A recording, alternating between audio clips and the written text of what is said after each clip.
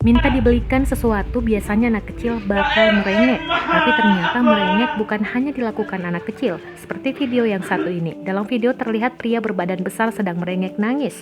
Diduga ia menangis agar dibelikan motor Kawasaki KLX. Video kocak itu diunggah oleh akun Instagram @timelinejowo. Dalam unggahan video berdurasi singkat itu memperlihatkan seorang pria sedang menangis. Ia bahkan mengguling-gulingkan badannya di lantai.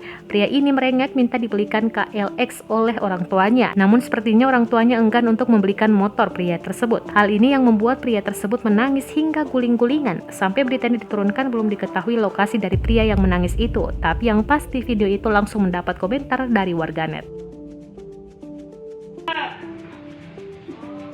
KRM apa?